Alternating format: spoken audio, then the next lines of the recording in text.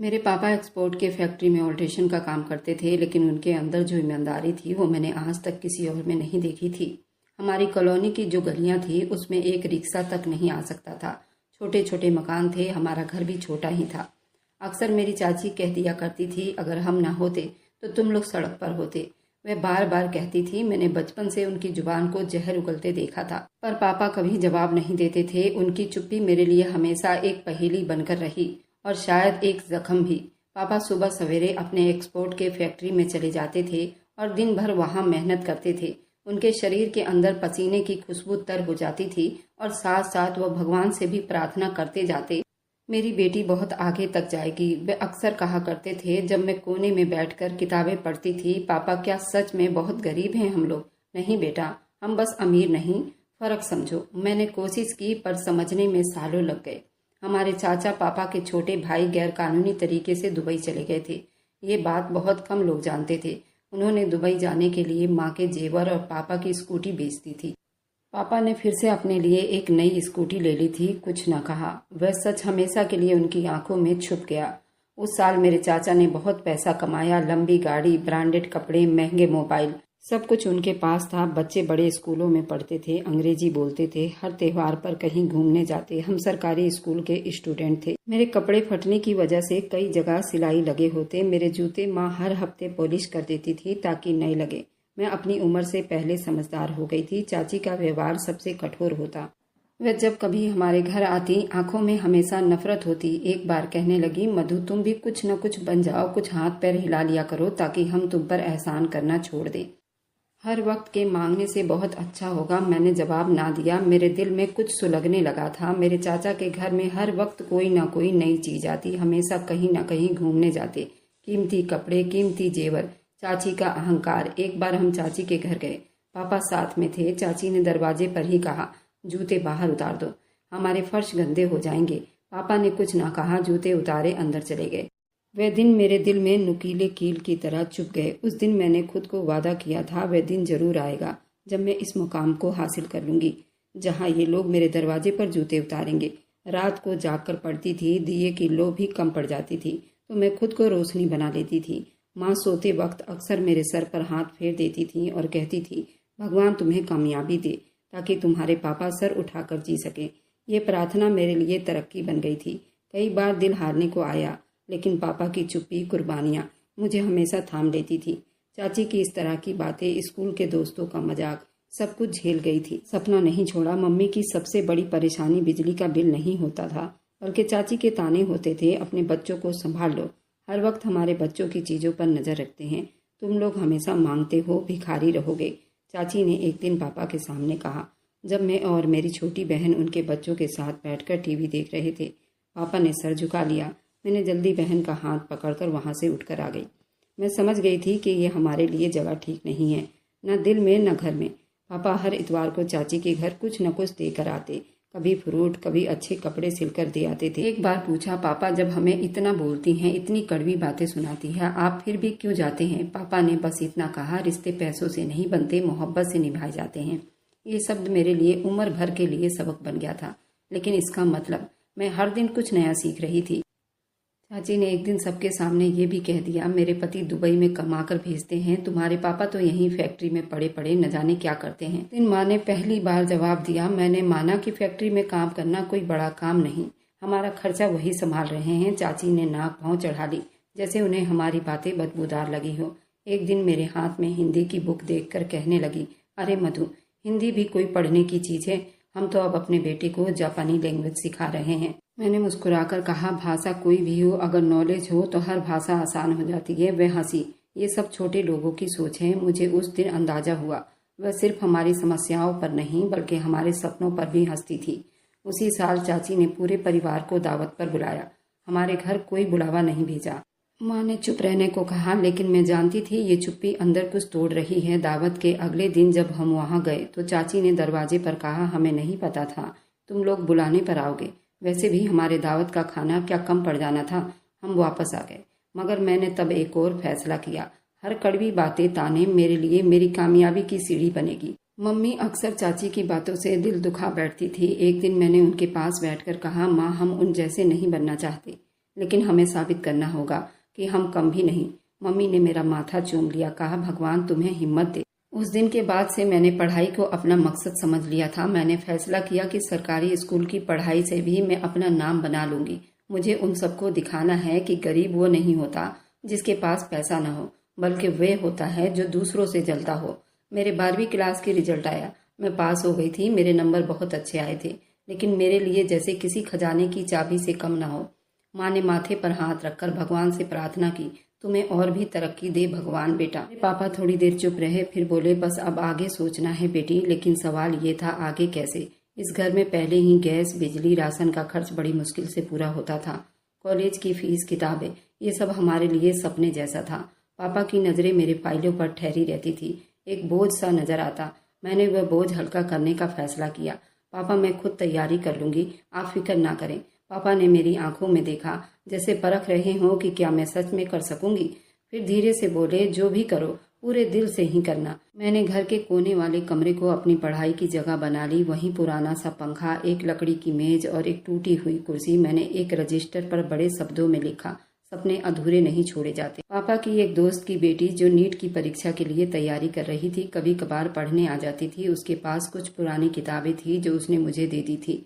हम मिलकर पढ़ाई करते थे, सवाल बनाते, एक दूसरे से सीखते थे। राधा हंसी, मधु तुम टीचर बन सकती हो। मैं हंसती, नहीं मुझे अफसर बनना है। एक दिन मैंने राधा से पूछा, क्या अफसर सिर्फ अमीरों के बच्चे बनते हैं?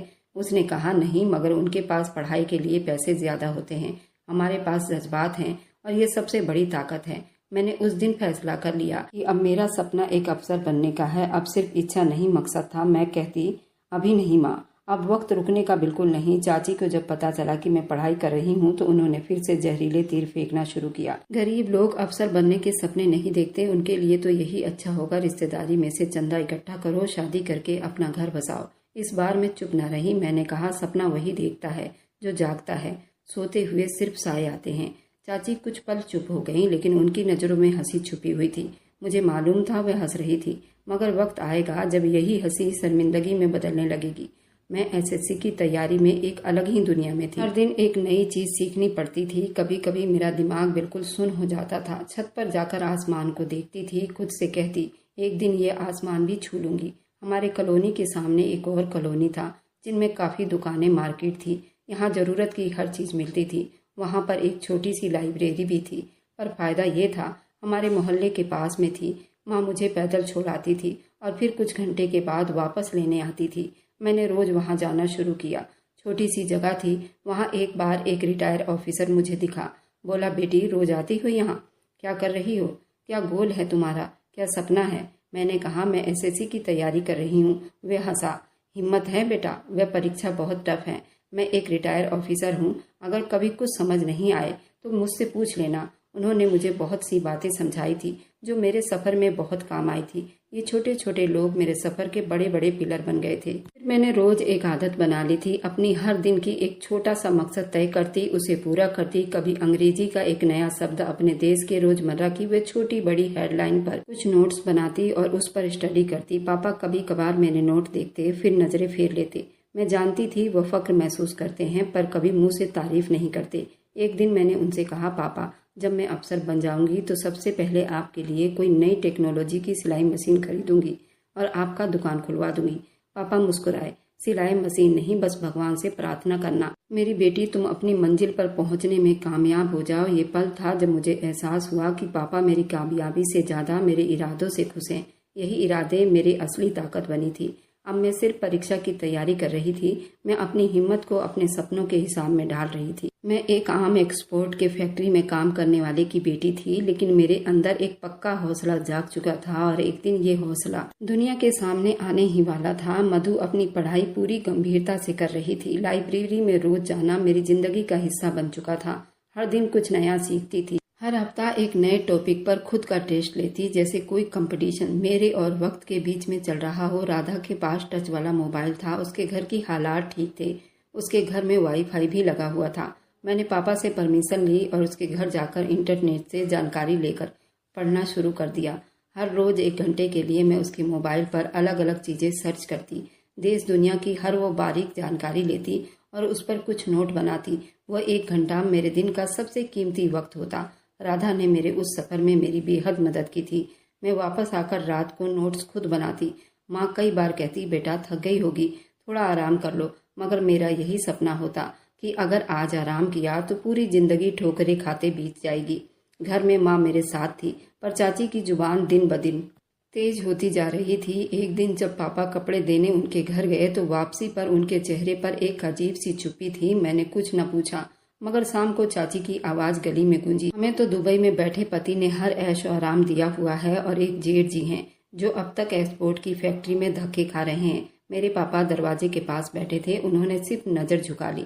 वह चुप रहे, पर दिल में कुछ और जलने बुझने लगा। मुझे अब चुप्पी सहनी नहीं थी। एक दिन चाची की बेटी नैना मेरे पास आई, बोली, मम्मी कह रही थी कि तुम किताबें लेकर लाइब्रेरी में क्या करती हो, कोई काम धंधा क्यों नहीं कर लेती?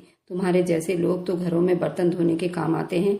मैंने कहा, मैं बर्तन भी धो लूंगी और तुम्हारी सोच भी। मगर वक्त आने पर वह हंसी। सोच नहीं, हकीकत है। तुम लोग जितना मर्जी पढ़ लो, फर्क नहीं पड़ेगा। कुछ लोग हमेशा नीचे ही रहते हैं। मैंने चुप से दरवाजा बंद कर दिया। कुछ बातों का जवाब देना वक्त पर छोड़ देना चाहिए तो ही अच्छा होता है। उस किस्से के बाद मैंने अपनी स्टडी और ज्यादा बढ़ा ली थी। रात को देर तक जागना, सुबह जल्दी उठना और दिन में माँ के साथ काम में हाथ बटाना। मैं वक्त का एक भी पल खराब जाने नहीं देती थी।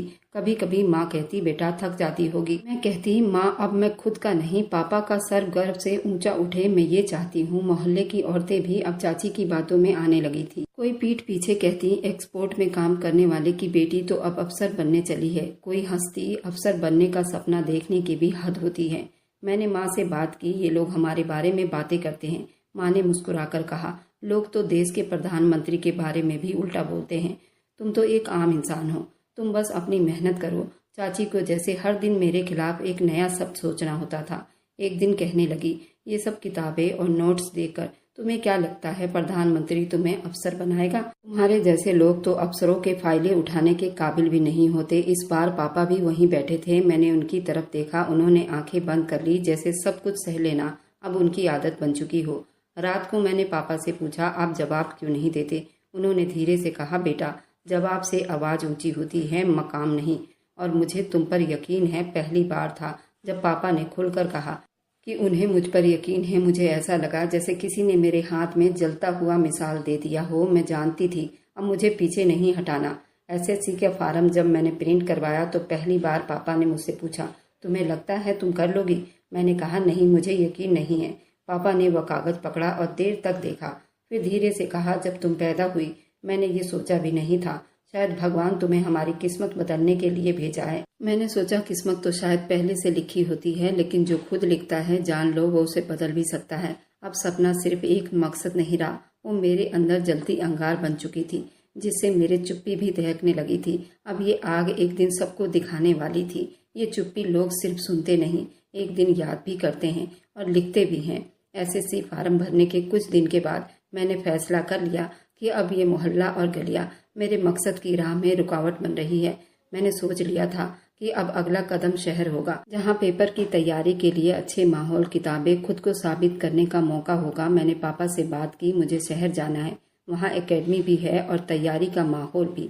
पापा ने कुछ देर चुप से सोचा, फिर बोले, अकेली जाओगी? नहीं पापा, आप लोग भी मेरे साथ रहोगे। उन्होंने कहा, खर्च कैसे चलेगा? वहाँ पर आप अपना काम भी कर सकते हो। वहाँ पर एक छोटा सा फ्लैट ढूंढना होगा। मैं ट्यूशन पढ़ा लूंगी। कुछ पैसे मैंने गुल्लक में जमा किए थे बचपन से, वे तोड़कर निकाले हैं शुरू के खर्च के लिए, और बाकी भगवान हमारी मदद जरूर करेगा। मम्मी पापा ने मेरे तरफ देखा और पहली बार मेरी बात पर जल्दी हाँ कही। शायद वे भी इस माहौल से थक चुके थे। उनके पास एक पुरानी स्कूटी पड़ी थी, उन्होंने वो बेच दी। चाची को जब पता चला तो वह दरवाजे पर खड़ी हो गई और कहने लगी, कहाँ जा रहे हो? पापा ने थोड़ा सा जवाब दिया, शहर जा रहे हैं, कुछ वक्त के लिए। चाची हंसी, क्या करोगे शहर जाकर? कोई सिफारिश है या बस सपनों के पीछे भागने जा रहे हो? हम लोग कुछ न बोले। पापा ने सामान उठाया और पीछे मुड़े बगैर हम उस गली से निकल आए। मैं जानती थी कि वे दरवाजे पर खड़ी हमारा वजन नहीं, हमारे सपनों का मजाक उड़ा रही हैं, मगर वक्त आएगा जब वो सब समझ जाएंगी। यहाँ शहर आकर सब कुछ नया लगा। शोर, सड़कें, अजनबी चेहरे, अनगिनत मकान। हमने एक कमरे का छोटा सा फ्लैट किराए पर ले लिया।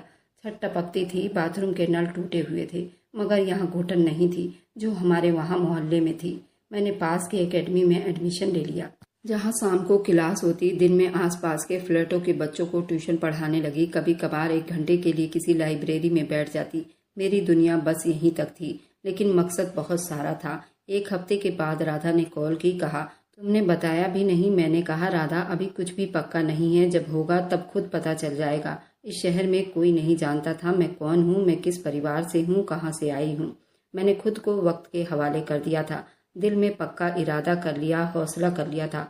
अब सिर्फ रिजल्ट बोलेंगे। पढ़ाई का माहौल सच में अलग था। यहाँ लोग सिर्फ नंबर के पीछे नहीं थे, कंपटीशन के पीछे। आपकी भाषा, भरोसा, हिम्मत सब कुछ नापा जाता। मैंने महसूस किया कि यहाँ सिर्फ मेहनत काफी नहीं, खुद को साबित भी करना पड़ता है। यहाँ एकेडमी में मेरी मुलाकात एक लड़की कृति से हुई। वह एक बड़े अफसर की बेटी थी, मगर बहुत अच्छी और मददगार थी। हम दोनों ने मिलकर ग्रुप स्टडी शुरू कर दी। एक दिन मैंने कहा तुम्हारे पास सब कुछ है, सुविधा है, फिर भी तुम इतनी मेहनत क्यों कर रही हो। वह हंसी, क्योंकि कंपटीशन सिफारिश से नहीं जीती जाती, तैयारी से जीती जाती है। कृति ने मेरे नोट्स देखे तो बोली तुम तो प्रोफेशनल तरीके से पढ़ रही हो, लगता है तुम खुद किसी एकेडमी की टीचर हो। मैंने कहा नहीं, बस पढ़ना सीख लिया है। मैंने पापा और माँ के लिए एक रूटीन बनाया। सुबह नाश्ता खुद बनाती, उनके लिए दवाई लाती और शाम को कभी कभार पार्क भी ले जाती। माँ अक्सर कहती ये शहर तुम्हें बदल तो नहीं देगा। मैं कहती नहीं माँ, ये शहर मुझे वो बना रहा है जो मैं बचपन से बनना चाहती थी। एक दिन पापा बाहर बैठे थे, अपनी स्कूटी की मरम्मत कर रहे थे। मैंने पूछा पापा यहाँ पर भी आप मॉल में ऑल्ट्रेशन का काम कर रहे हैं या आप कहीं दुकान पर सिलाई करते हैं। उन्होंने कहा बेटा यहाँ पर एक मॉल है, उसमें ऑल्ट्रेशन का काम है, बस उसी को संभाल रहा हूँ और तनख्वाह भी उतना ही है। मैंने मुस्कुराकर कहा बस अब थोड़ा वक्त दो, फिर आप सिर्फ सिलाई मशीन नहीं फकर का काम करेंगे। मेरे कमरे की दीवार पर अब एक बड़ा सा नक्शा छपा हुआ था हिंदुस्तान का। मैं हर उस चीज का अलग नोट्स बनाती थी। पॉलिटिशियन हर चीज की जानकारी लेने की कोशिश करती। कभी कभार मेरी माँ कहती इतनी किताबें, इतनी बातें सब दिमाग में कैसे रखती हो। मैं कहती मेरे अंदर जगह बहुत है माँ, बस कामयाबी आने की देरी है। हम जहाँ से आए थे वहाँ मोहल्ले वाले को पता नहीं था कि हम कहाँ गए, जो हर वक्त कुछ न कुछ पूछते। अब सिर्फ चुप रहते। राधा ने एक बार कॉल करके कहा चाची ने सबको बताया है, तुम्हारे पापा ने कर्जे की वजह से ये शहर छोड़ दिया है। मैंने कहा सही कहा उन्होंने, बस कर्ज पैसों का नहीं इज्जत का है। मैं वह उतारने यहाँ आ गई थी। अब मेरे हर दिन पढ़ाई, ट्यूशन खुद को काबिल बनाने में बीत रहा था। पापा और माँ मेरे साथ थे और मैं उनके आंखों में वे तसल्ली देख रही थी जो बरसों से गायब था। शहर में रहते हुए 6 महीने बीत चुके थे। तैयारी की रफ्तार बढ़ती जा रही थी। पापा और माँ भी नए माहौल से कुछ हद तक ठीक हो चुके थे।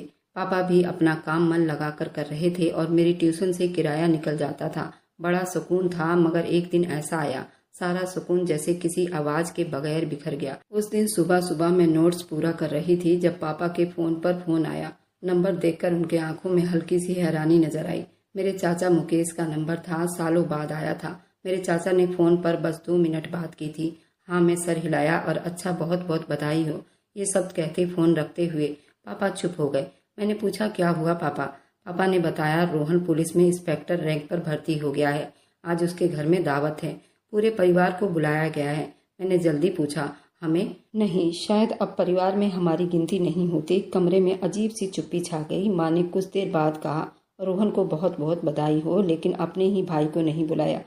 खैर उनकी मर्जी। वे जानते थे पापा खुद को दिलासा दे रहे थे और पापा एक बार फिर बर्दाश्त का खोल उठ चुके थे।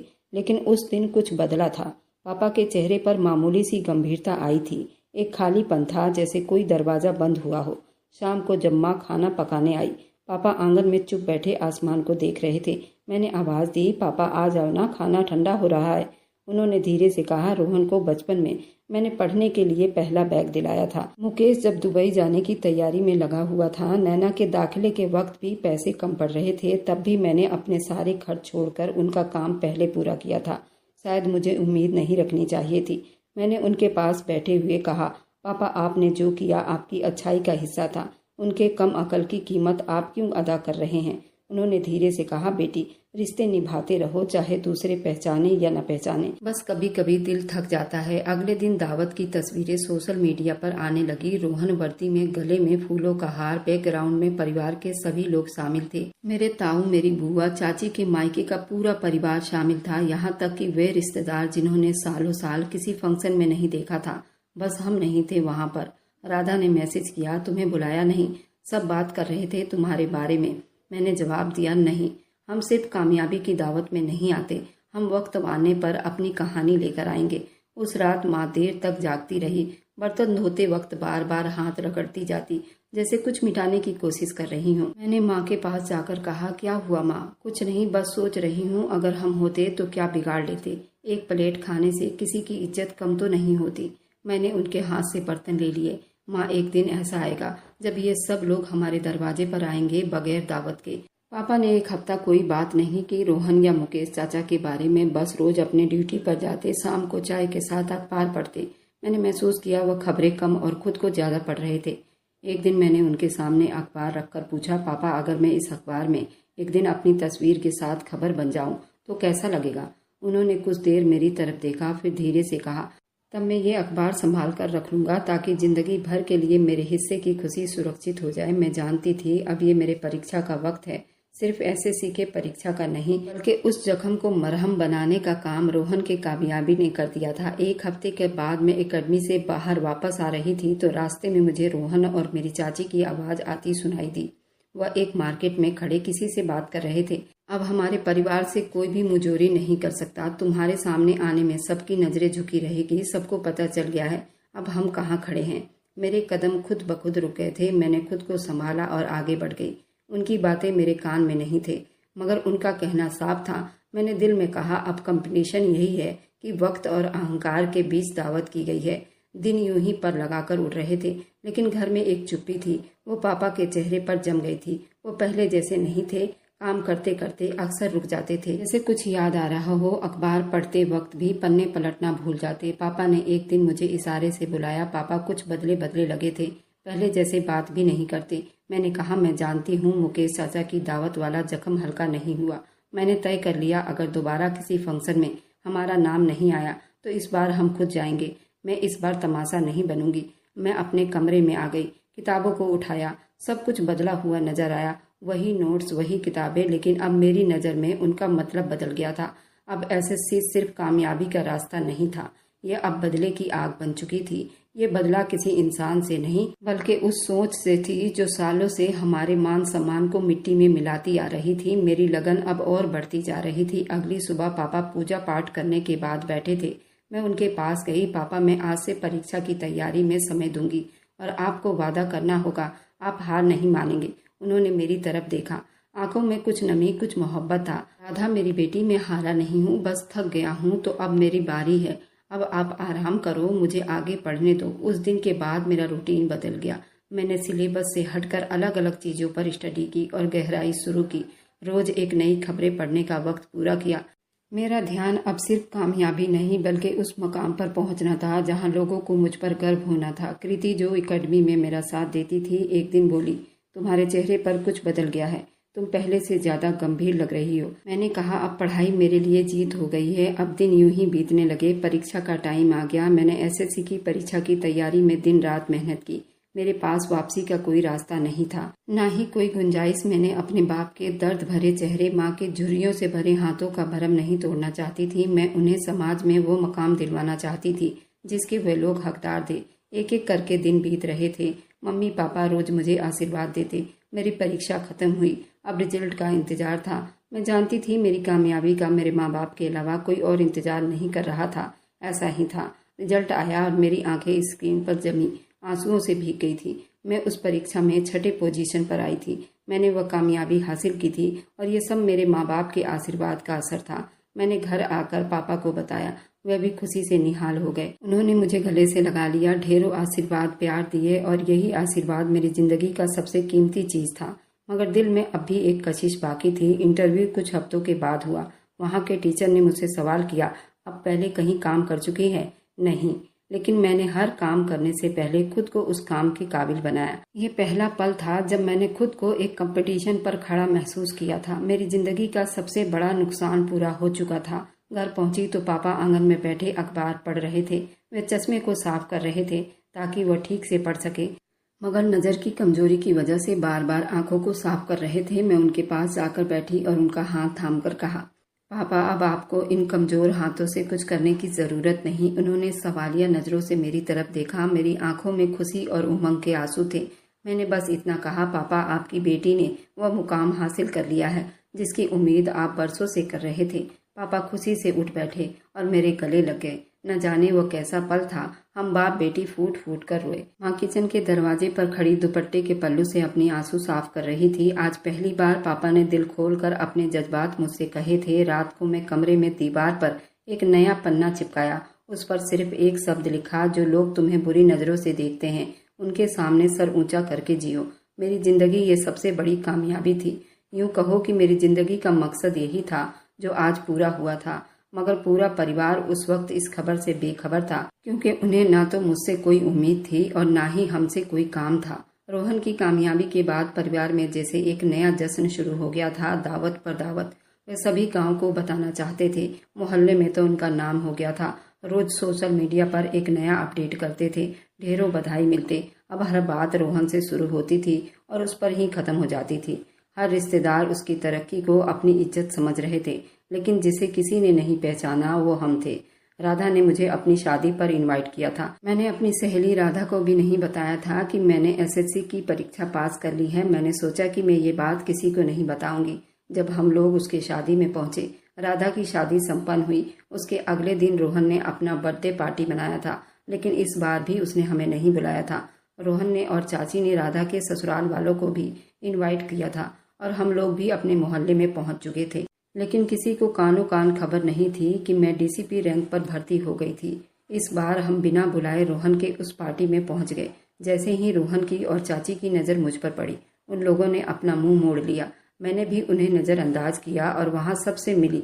चाची और रोहन ने इशारा किया, ये लोग कैसे अंदर आ गए, जबकि उनको तो हमने इनवाइट भी नहीं किया था। थोड़ी देर के बाद बाहर से सिपाही आए और मधु को सल्यूट मारने लगे। तभी वहां पर चाची और रोहन की नज़र उन सिपाहियों पर पड़ी जो कि रोहन के पार्टी के देखरेख के लिए आए थे। तभी रोहन ने एक सिपाही को बुलाकर उसे डांटना चाहा। कहा कि ये दोनों यहाँ अंदर कैसे आ गए, जबकि तुम बाहर ड्यूटी दे रहे थे। उसने कहा कि सर, ये डीसीपी ऑफिसर हैं, अभी नई ज्वाइन हुई हैं। इन्होंने एसएससी परीक्षा में 6ठी पोजीशन प्राप्त की है और हमारे ही शहर में ये डीसीपी ऑफिसर हैं। आपको मालूम होना चाहिए, आपसे ज़्यादा उनकी मान सम्मान ज़्यादा होगी। ये सुनकर रोहन और चाची का मुंह खुला का खुला ही रह गया। ये मैडम डिप्टी कमिश्नर है। उनके चेहरे का रंग उड़ गया था। पूरा हॉल जैसे सांस लेना ही भूल गया था। जो पल उनके लिए मामूली समझा गया था, वो हमारे लिए पहचान का धमाका बन चुका था। रोहन बड़बड़ाया, क्या बकवास है। सिक्योरिटी अफसर ने धीरे से कहा, सर, यही डिप्टी कमिश्नर है, हमें इनकी हिफाजत की ड्यूटी मिली है। एक तरफ परिवार के सभी लोग नजरें नीचे किए, दूसरी तरफ कजनों की निगाहें बार बार मुझ पर और फिर रोहन पर उठ रही थी। एक कजन ने हल्के से कहा, ये वही मधु है ना। आगे बढ़कर मेरी तरफ देखने लगा। तुमने तो बताया ही नहीं कि तुम कमिश्नर बन गई हो। मैंने मुस्कुराकर कहा, कभी मौका नहीं मिला। चाची ने मन ही मन सोचा, काश ये सब बातें झूठ हो। एक एक्सपोर्ट में ऑल्ट्रेशन बनाने वाले की बेटी डिप्टी कमिश्नर बन सकती है। मैंने उनके तरफ देखा। आपको शायद यकीन ना हो, लेकिन सरकार को काबिलियत पर यकीन होता है, परिवार की सोच पर नहीं। पापा की आंखों में नमी थी, मगर इस बार फकड़ से उठी हुई थी। वे बार बार मेरी तरफ देखते थे, जैसे यकीन करने की कोशिश कर रहे हों कि ये उनकी ही बेटी है। एक उम्र के जख्म एक पल के पहचान में भर गए थे। रोहन हाथ जोड़ने की कोशिश की। अगर ये सच है तो तुमने पहले क्यों नहीं बताया।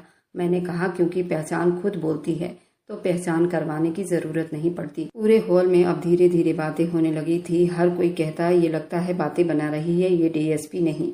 हर कोई हैरानी में था, यही मधु है ना, जिसे इस बर्थडे पार्टी में नहीं बुलाया गया था। चाचा पापा की तरफ देखकर कहने लगा, भाई, हमसे गलती हो गई। हम नहीं जानते थे कि आपकी बेटी। पापा ने उनकी बात काट दी। आपने कभी जानने की कोशिश ही नहीं की। मुझे अंदाजा हो चुका था। अब ये खेल सिर्फ परिवार के फंक्शन का नहीं रहा, अब ये समाज का हिस्सा भी बन चुका था। ये वही मकाम था जहाँ मेरे सपनों की मेहनत ने मुझे खड़ा किया था और जहाँ चाची के तानों का वजन खुद उनके कंधों पर आ चुका था।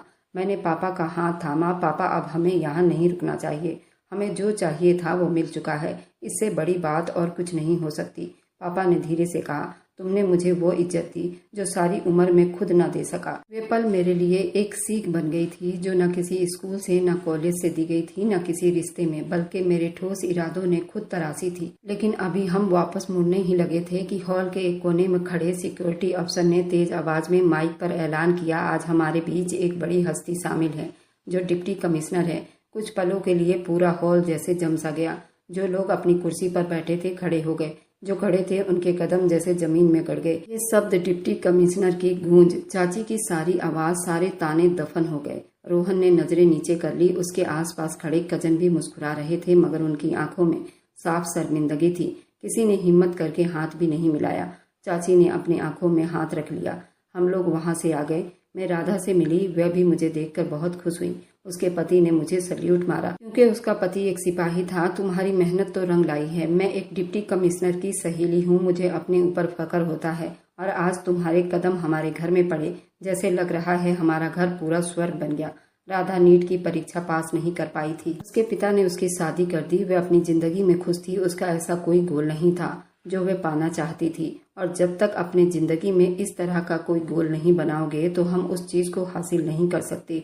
सोचने से कुछ नहीं होता, उसके लिए मेहनत करनी पड़ती है, पक्के इरादे करने पड़ते हैं, लोगों के ताने सहने पड़ते हैं। राधा को ऐसा कुछ नहीं करना था। उसके पापा खुद इंस्पेक्टर रैंक पर थे। उसने अपना कोई गोल तय नहीं किया था। सारी सुविधा होने के बाद भी उसने कुछ करने या कुछ बनने की नहीं ठानी थी। लेकिन वो मुझे देखकर बहुत खुश हो रही थी और मेरी तारीफें करती नहीं थक रही थी। मैं और पापा अपने घर लौट आए थे। माँ भी बहुत खुश थी। मुझे अपने ड्यूटी की तरफ से फ्लैट मिल गया था। हम लोग वहीं शिफ्ट हो गए थे। रोहन ने भी वो मोहल्ला छोड़ दिया था। वह भी अपने सरकारी क्वार्टर में रह रहा था। एक दिन हमारे दरवाजे पर किसी की आने की आहट हुई। मैंने दरवाजा खोला। सामने चाची रोहन खड़े थे। उनके चेहरे पर हवाइयाँ उड़ी हुई थी। नैना का पति जेल में बंद था। नशा पत्ती का सबसे बड़ा डीलर था। रोहन की इतनी जान पहचान नहीं थी, लेकिन वह अपना हाथ पैर मार रहा था। रोहन से कोई भी अफसर बात करने को तैयार नहीं था। नैना के पति का फाइल मेरे ही ऑफिस में आया हुआ था और मैं अपनी ड्यूटी बखूबी निभा रही थी। मैं उसमें कोई भी लापरवाही नहीं कर सकती थी। मैं देश के लिए जान देने वाली बेटी थी। मैंने चाची से अपने दोनों हाथ जोड़ लिए। मैं इस केस में कुछ नहीं कर सकती। चाची मेरे पैरों में बैठ गई। मेरी बेटी की जिंदगी का सवाल है। रोहन भी मेरे पैरों में बैठ गया था। इस केस में तुम ही कुछ कर सकती हो। चाची, अब आपके दामाद पर केस बन चुका है। अपने दामाद को कहो कि हमें कोऑपरेट करे और उन सभी अड्डों को बताए जहां पर ये सारे नशे पत्ती बेचे जाते हैं। और रोहन, तुम्हें एक सच्ची बात बताती हूँ, अगर इस केस में तुम कुछ भी ऐसा करते हो तुम्हारी नौकरी भी चली जाएगी। इसलिए नैना के पति को कहो कि वो हमें कोऑपरेट करे और उन ठिकानों को बताए। रोहन ने नैना को फोन किया और कहा कि अपने पति को कहो कि वह पुलिस को सारी जानकारी दे दे, शायद उसकी जान बच सकती है। नैना के पति ने उन सभी ठिकानों का पता बता दिया था और उसे जुर्माना भरना पड़ा था और वह पैरोल पर जेल से बाहर आ गया था। चाची और रोहन बहुत शर्मिंदा थे। जिन्होंने मधु को इतना कम समझा, आज उसी की वजह से उनके परिवार में सुकून मिला था। मधु का उस केस की वजह से प्रमोशन हो गया था। चाची ने धीरे से कहा, हम लोग बहुत शर्मिंदा है। मैंने कहा, अपनी सोच को बदलो, अपने व्यवहार को बदलो। रिश्ता हमने नहीं तोड़ा था। मैंने चाची से कहा, मैं अपनी रिपोर्ट में सच ही लिख चुकी हूँ और वही आगे भी जाएगा। लेकिन रोहन की नौकरी अगर बच सकती है तो उसकी अपनी अच्छाई पर और उसकी अपनी मेहनत पर, क्योंकि रोहन की नौकरी भी दांव पर लग गई थी। चाची ने मेरा हाथ थामा, कहा, माफ कर दो बेटी। रोहन अगले दिन दोबारा आया। उसे इस बार उसकी आंखों में सिर्फ माफी नहीं थी, एक बदलाव भी था। तुमने एक मौका दिया तो मैं खुद को साबित करना चाहता हूँ। मैंने फाइल बंद की। तुम्हें अपनी इज्जत वापस पाने के लिए अब सिफारिश नहीं, इंसान बनना होगा। ये पल मेरे लिए बहुत यादगार था। मेरे उन सभी पलों का हिसाब था जिसमें हमें छोटा समझा गया था, जिसमें हमारे सपनों का मजाक उड़ाया गया था। आज वह सब पलट चुका था और मेरे पास ताकत थी, कानून की सच्चाई थी, परिवार की ये ताकत थी जिसकी कीमत कुर्बानी, वक्त और सब्र से अदा की गई थी। दफ्तर में सन्नाटा था। रोहन की बहनोई की फाइल बंद हो चुकी थी। सारे मुजरिम पकड़े गए थे। कार्रवाई पूरी हो चुकी थी। अब सिर्फ रिपोर्ट के हिसाब से फैसला जाना था। मुझे मालूम था रोहन अब खुद से एक अच्छा अफसर बनने की कोशिश कर रहा था, लेकिन बीते हुए कल में जो कुछ वह कर चुका था वह आसानी से नहीं मिटती। अपने बहनोई से मिला हुआ था, काला धन कमाने में जुटा हुआ था। उसी शाम परिवार वालों की एक और बैठक हुई। इस बार चाची के बजाय हमें दावत पर बुलाया गया था। मुझे और मेरे परिवार को बहुत मान सम्मान दिया गया था। वही लोग थे जो हमसे बहुत चिढ़ा करते थे, अब वो इज्जत से बुलाते थे, हमारे स्वागत करते थे। हमारे सामने कई पकवाने रखे जाते थे। सब ने बड़ी जोर से हमारा स्वागत किया था। वही लोग जिनके शब्द कभी जहर भरे होते थे अब मिठास में लिपटे हुए थे। कुछ रिश्तों ने सर झुकाकर कहा, हमें अफसोस है, हमने वक्त पर तुम लोगों की कदर नहीं की। चाची हमारे पास आई, मधु बेटी, तुमने बहुत बड़ा काम किया है, हमें तुम पर फख्र है। मैंने धीरे से आवाज दिया, फख्र इस बात पर होना चाहिए कि आपने अपना व्यवहार बदला। हमारे लिए वही काफ़ी है। आखिर भगवान ने आपको वह दिन दिखा ही दिया, इसलिए किसी को भी नीचा नहीं दिखाना चाहिए। और मेरी वीडियो आप लोग जहाँ कहीं से भी देखते हैं, कमेंट में अपने शहर और राज्य का नाम जरूर बताइए। मुझे आप लोगों के कमेंट पढ़ने में बहुत आनंद आता है और उन सभी का मैं बहुत बहुत धन्यवाद करना चाहती हूँ जो लोग मेरी वीडियो को देखते हैं, लाइक करते हैं और शेयर करते हैं। अगर आपको आज की कहानी पसंद आई है तो वीडियो को जरूर लाइक कीजिएगा और अपने दोस्तों के साथ शेयर भी कीजिएगा। और हाँ, अगर आपने अभी तक हमारे चैनल को सब्सक्राइब नहीं किया है तो जरूर सब्सक्राइब कर लें। मिलते हैं हम अपनी कल की एक और नई दिलचस्प कहानी के साथ। मुझ पर सदा अपना प्यार और स्नेह बनाए रखें। सभी को मेरा प्यार भरा नमस्कार दोस्तों। खुश रहें, स्वस्थ रहें, मस्त रहें।